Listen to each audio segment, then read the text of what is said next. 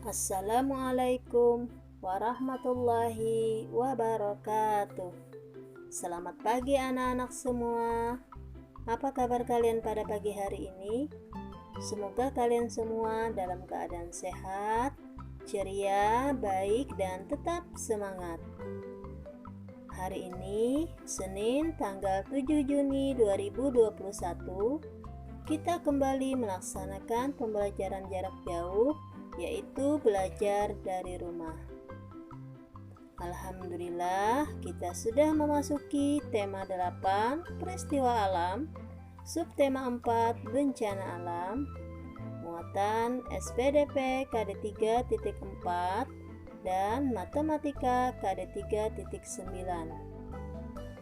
Seperti biasa, sebelum pembelajaran dimulai, marilah kita awali dengan membaca doa bersama-sama. Semoga pembelajaran kita pada pagi hari ini berjalan dengan lancar dan bermanfaat untuk kita semua. Doa sebelum belajar. Rabbi zidni ilma warzuqni fahma. Ya Allah, tambahkanlah aku ilmu dan berikanlah aku rezeki akan kepahaman.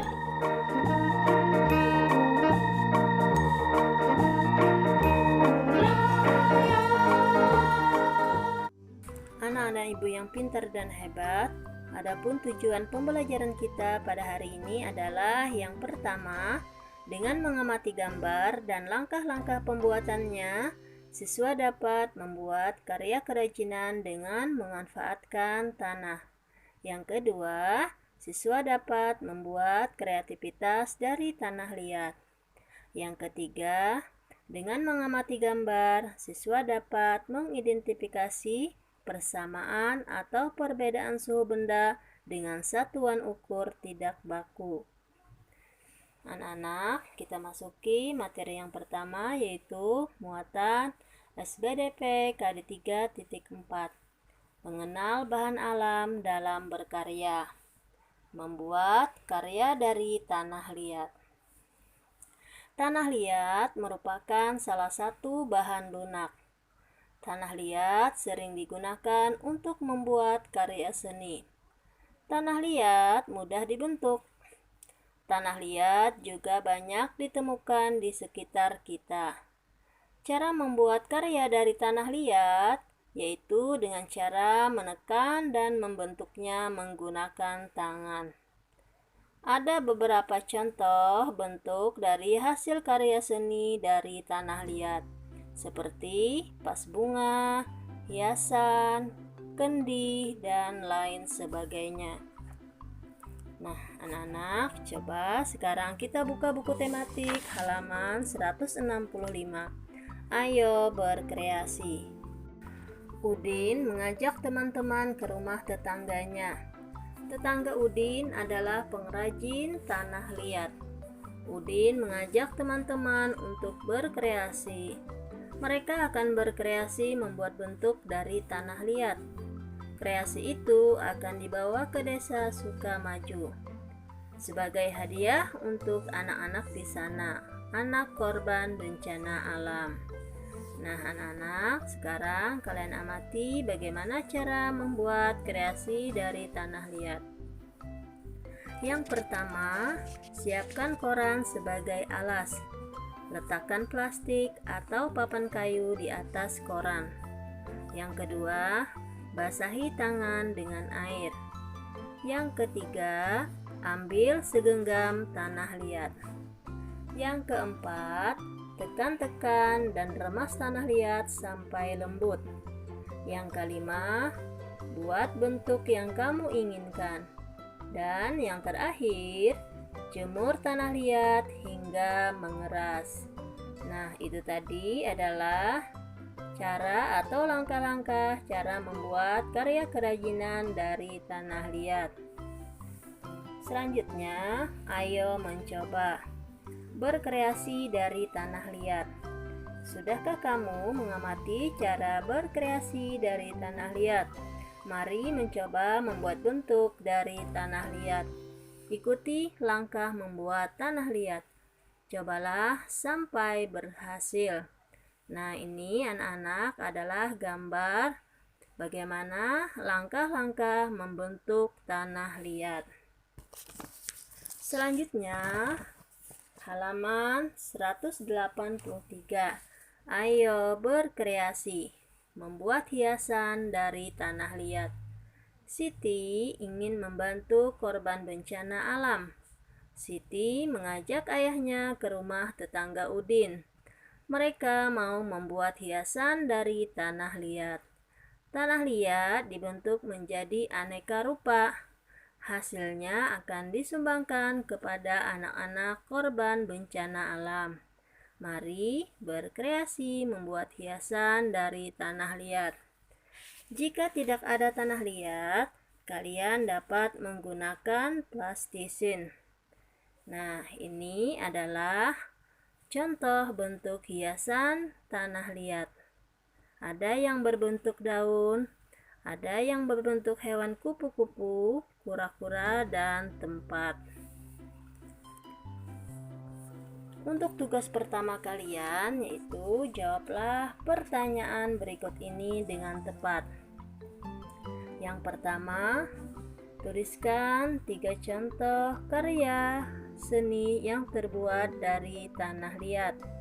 Yang kedua, supaya cepat kering, kerajinan dari tanah liat harus dijemur. Anak-anak ibu yang pintar dan hebat, mari kita masuki materi yang kedua, yaitu muatan matematika KD 3.9.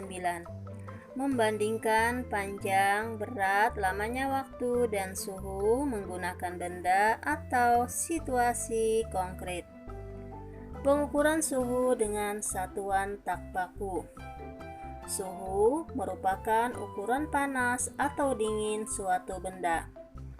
Jika suhu suatu benda semakin tinggi, benda tersebut akan semakin panas. Jika suhu suatu benda semakin rendah, benda tersebut akan semakin dingin. Kita dapat merasakan suhu dengan menyentuhnya. Kita dapat menyentuh benda dingin seperti es. Kita juga dapat menyentuh benda yang suhunya normal, seperti buku. Jangan menyentuh benda panas. Untuk mengetahui benda panas, cukup lihat saja atau didekati.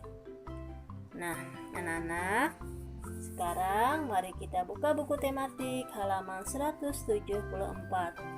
Ayo berdiskusi. Suhu panas dan suhu dingin. Usai bermain, Lani dan teman-teman kembali ke kelas. Udara di luar kelas terasa panas.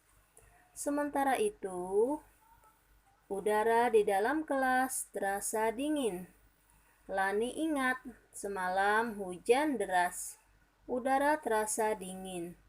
Siang ini sangat cerah. Udara terasa panas. Nah, anak-anak, bacalah percakapan berikut. Udara hari ini sangat panas ya. Menurutku, udara hari ini cukup dingin. Lani dan Edo berbeda pendapat. Mereka merasakan suhu udara yang berbeda, walaupun pada waktu dan tempat yang sama. Nah, ayo mencoba bermain sambil mengukur suhu. Bagaimana dengan udara di tempatmu? Samakah suhu udara yang kalian rasakan? Mengapa? Edo lalu mencoba mengukur suhu. Mengukur suhu dengan alat ukur tidak baku. Edo memegang kursi di kelas dengan telapak tangan. Kursi terasa dingin. Edo lalu berjalan keluar kelas. Edo memegang batu di halaman sekolah. Batu terasa panas. Ayo mengukur suhu benda di dalam dan di luar kelas. Lakukan bersama teman-temanmu. Selanjutnya, ayo berlatih. Mari berlatih mengukur suhu. Carilah 5 benda yang ada di dalam kelas. Kemudian cari 5 benda yang ada di luar kelas. Peganglah dengan telapak tanganmu. Nah, apa yang kamu rasakan? Coba bandingkan. Tulislah hasil latihanmu pada tabel berikut. Beri tanda centang pada suhu yang sesuai. Nah, anak-anak, kalian bisa mencoba dengan membuat tabel seperti berikut ini. Dalam tabel ada nama benda, lokasi benda, suhu panas, dan suhu dingin. Contoh, yang pertama, nama benda adalah kursi. Lokasi benda, kursi berada di dalam kelas. Suhu itu menempati suhu dingin. Berarti kursi termasuk suhu dingin. Maka kita beri dengan tanda centang pada kolom suhu dingin. Selanjutnya, nama benda batu. Lokasi benda berada di halaman rumput. Suhu batu yaitu bersuhu panas karena berada di halaman sekolah atau halaman rumput. Nah, anak-anak, itu tadi adalah contoh bagaimana cara membandingkan suhu yang kamu rasakan. Jadi, anak-anak, pengukuran suhu bisa sama, bisa juga berbeda, tergantung pada orang yang mengukur. Apakah badan orang tersebut terasa panas atau dingin? Selain itu, juga tergantung pada suhu yang dirasakan oleh perabaan telapak tangan masing-masing orang. Dan juga tergantung pada standar panas atau dingin yang diambil oleh setiap orang. Misalnya, orang A merasa panas, tapi orang B merasa hangat. Karena standar untuk kategori panas berbeda. Jadi, jika ingin mengukur mana yang paling panas atau dingin, orang yang mengukur dan benda yang diukur harus sama ya. Nah, anak-anak, seperti ini cara mengukur benda menggunakan telapak tangan. Untuk tugas kedua kalian ada di buku LKS tema 8 halaman 66. Ayo berlatih. Lingkarilah pada suhu yang sesuai. Sampai di sini dulu pembelajaran kita pada hari ini. Sampai jumpa esok hari. Jangan lupa rajinlah belajar dan tetaplah menjaga kesehatan. Ibu akhiri dengan ucapan wassalamualaikum warahmatullahi wabarakatuh.